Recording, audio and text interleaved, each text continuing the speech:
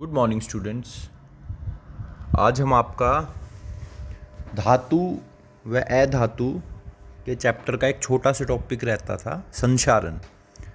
वह इससे क्या बचाव हो सकता है, और एक छोटा सा टॉपिक है मिश्रातु, जिसको अलोई भी कहते हैं। ये कंप्लीट करेंगे। तो सबसे पहले बात करते हैं संक्षारण की। संक्षारण मतलब इसको कोरोजन भी इंग्लिश में बोला जाता है। इसके बारे में हमने चैप्टर नंबर 1 में कुछ बातें पढ़ी थी। तो संक्षारण का मतलब आपको पता ही है। संक्षारण का मतलब होता है जब भी कोई धातु अपने आसपास की अम्ल या आर्द्रता मतलब नमी के संपर्क में आता है, तो उसकी जो ऊपरी परत होती है वो संक्षारित हो जाती है, और इसी प्रक्रिया को संक्षारण कहते हैं। मतलब ऊपरी परत खराब हो जाती है, उसमें कुछ बदलाव आ जाता है। तो इसके बारे में कुछ बातें इस चैप्टर में भी है, वो देखते हैं। तो वायु, नमी और अम्ल की वजह से किसी धातु का क्षरण होना संक्षारण कहलाता है। तो ये डेफिनेशन है, आप पहले चैप्टर में भी लिखवाई है आपको, आप वो लिख सकते हैं। खुली हवा में अब कुछ एग्जाम्पल दिए हैं, ये एग्जाम्पल पूछ लेते हैं। 3 एग्जाम्पल है, ये तीनों में से कोई भी आपसे पूछा जा सकता है। खुली हवा में सिल्वर की वस्तुएं काली हो जाती है क्योंकि खुली हवा में उपस्थित सल्फर से क्रिया कर सिल्वर सल्फाइड बनाता है, जो काले रंग का पदार्थ है। तो पेपर में क्वेश्चन कैसे बन सकता है कि खुली हवा में सिल्वर की वस्तुएं काली हो जाती है, इसका कारण बताइए। तो अगर किसी को कुछ समझना है कि क्या कारण लिखे, तो आप ये भी लिख सकते हैं, यह संक्षारण की वजह से होता है। पर अगर आपको पूरा पता है तो आप लिखेंगे यह संक्षारण की वजह से होता है, फिर नीचे कारण बताएंगे। खुली हवा में उपस्थित सल्फर से क्रिया कर सिल्वर सल्फाइड बनाता है, जो काले रंग का पदार्थ होता है। दूसरा है कॉपर को जब वायु में रखते हैं तो इसका रंग हरा हो जाता है, उसका कारण बताइए।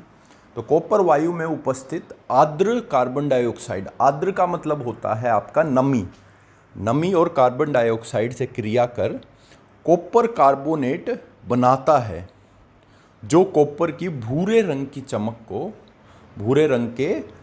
भूरा जो रंग है उसको ख़त्म कर उस पर हरे रंग की परत बना लेता है।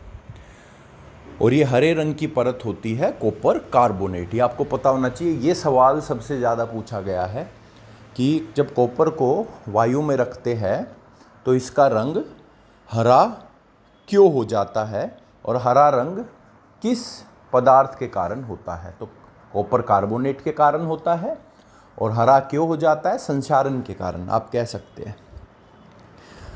इसके बाद तीसरा है लोहे के बारे में तो आप सबको पता ही है, इसमें जंग लगता है। तो लोहे की वायु से क्रिया कर इस पर भूरे रंग की परत चढ़ जाती है, जिसे जंग भी बोला जाता है।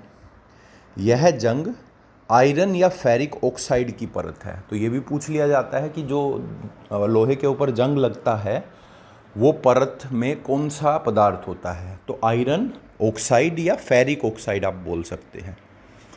अब संक्षारण से सुरक्षा कैसे होती है, तो इसके उपाय भी आपको पिछले जो फर्स्ट चैप्टर था उसमें मैंने कराए थे, एक बार फिर से डिस्कस कर लेते हैं। तो कुछ तरीके तो आपको पता ही है, पेंट करके आप ऊपरी परत को पेंट कर सकते हैं, तेल लगाकर, ग्रीस लगाकर, और उसके अलावा आप लोग यशद लेपन एक तरीका मैंने आपको बताया था। तो लोहे एवं इस्पात मतलब स्टील होता है आपका, को जंग से सुरक्षित रखने के लिए उन पर जस्ता बोलते हैं स्टूडेंट्स, जिंक की परत चढ़ाई जाती है, और इस विधि को यशद लेपन कहते हैं। तो इम्पोर्टेंट है, एग्ज़ाम में पूछा भी जा सकता है, यशद लेपन से आप क्या समझते हैं। तो किसी भी धातु के ऊपर, जैसे लोहा हो गया, इस्पात हो गया, इनके ऊपर जस्ता मतलब जिंक की एक परत चढ़ाने की विधि को यशद लेपन कहते हैं, ताकि इनका संक्षारण ना हो। अन्य तरीके तो मैंने अभी आपसे डिस्कस किए ही थे। इसमें एक लिखा है मिश्रातु बनाकर। तो मिश्रातु जो आपका होता है, मिश्रातु का मतलब होता है अंग्रेजी में अलोय। जो हमारे आज सिक्के बनते हैं, वो मिश्रातु से ही बने होते हैं। ये मिश्रातु अब अगला टॉपिक ही हम पढ़ेंगे, पर उससे पहले एक बार हाँ, ये मिश्रातु की डेफिनेशन यहाँ लिखी है, वो देख लेते हैं। दो या दो से अधिक धातुओं के समांगी मिश्रण को मिश्रातु कहते हैं। मिश्रातु या मिश्र धातु कहते हैं। तो ये डेफिनेशन बहुत इंपॉर्टेंट है, पूछी जा सकती है। तो यशद लेपन और मिश्रातु ध्यान रखना है। इसके बाद शुद्ध धातु की अपेक्षा मिश्रातु का गलनांक व विद्युत चालकता कम होती है। मरकरी से बने मिश्रातु को अमलगम कहते हैं। ये भी बहुत इंपॉर्टेंट पॉइंट है। तो संसाधन से सुरक्षा टॉपिक में सबसे पहला यशद लेपन, ये ध्यान रखना आपको। दूसरा मिश्रातु या मिश्र धातु क्या होता है, ये याद रखना है। और तीसरा मरकरी से बने मिश्र धातुओं को या मिश्रातु को अमलगम कहते हैं। पूछा जाता है अमलगम क्या होता है। अमलगम एक मिश्रातु या मिश्र धातु है जो मरकरी से बने होते हैं।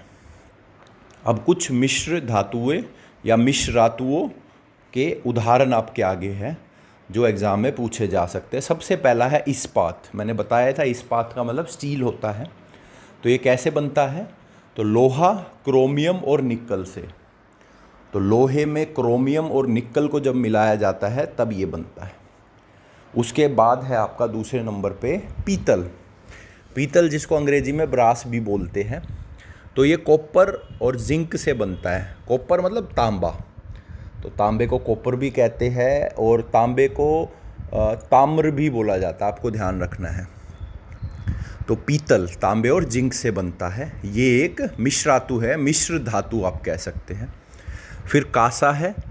कांसा जिसको अंग्रेजी में ब्रोंज भी कहते हैं, ब्रोंज मेडल मिलता है ना, वो कांसा। तो ये कैसे बनता है, ये तांबे और टिन के मिलाने से बनता है। तो तांबे में अगर जिंक मिलाए तो पीतल बनता है, और अगर तांबे में टिन मिलाए तो कांसा बनता है। कांसा मतलब ब्रोंज। तो ये थोड़ा कंफ्यूजिंग रहता है, इसलिए एग्ज़ाम में पूछ लेते हैं। पीतल और कांसे को आपको ध्यान रखना है। चौथे नंबर पे है सोल्डर। तो सोल्डर कैसे बनता है, सोल्डर आपका वो मिश्र धातु है जिसका उपयोग करके आपके जो इलेक्ट्रीशियन होते हैं वो सोल्डरिंग के लिए इसका इस्तेमाल करते हैं।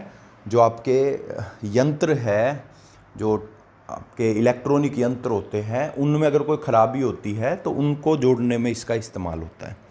तो ये बनता है लेड और टिन को मिलाने से। लेड आपको पता ही है, शीशा भी इसको अंग्रेजी में कहते हैं और हिंदी में कहते हैं शीशा। शीशा मतलब ग्लास नहीं है, यहाँ पे लेड को हिंदी में शीशा भी बोला जाता है। प्लस में टिन, टिन मिलाने से इन दोनों से सोल्डर बनता है। तो सोल्डर का गलनांक कम होता है और इसी कारण इसका उपयोग होता है विद्युत तारों की वेल्डिंग करने में। तो जो आपके इलेक्ट्रॉनिक यंत्र होते हैं उनमें अगर कोई तार टूट जाती है तो इससे उनकी वेल्डिंग की जाती है, पतली पतली तारों की, सोल्डर से। उसके बाद कांसा। कांसा के बारे में लिखा है ये कुचालक होता है विद्युत का। तांबे का उपयोग विद्युत परिपथ बनाने में होता है। तांबे के बारे में कुछ बात बताइए। और आखिर में तथ्य है 2-3। शुद्ध सोना 24 कैरेट का होता है। या आपके जो डब्बे होते हैं, बॉक्सेस होते हैं पीले रंग के बुक में, वहाँ से ये बात लिखी हुई है, तथ्य।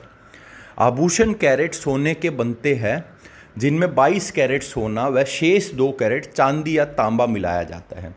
तो जो हमारा शुद्ध सोना होता है 24 कैरेट, वो बहुत ज़्यादा आपका सॉफ्ट होता है, बहुत ज़्यादा नरम होता है। तो उसको थोड़ी सी ठोसता पहुँचाने के लिए, कठोरता पहुँचाने के लिए कभी भी सोना पूरा 24 कैरेट नहीं बनाया जाता आपकी आभूषणों में।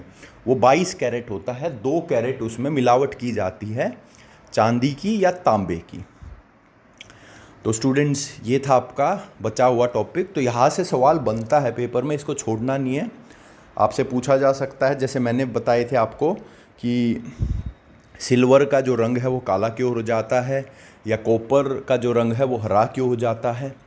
इसके अलावा यशद लेपन क्या है, मिश्र धातु क्या है, उसके अलावा अमलगम क्या होता है, मरकरी से बने मिश्र धातु।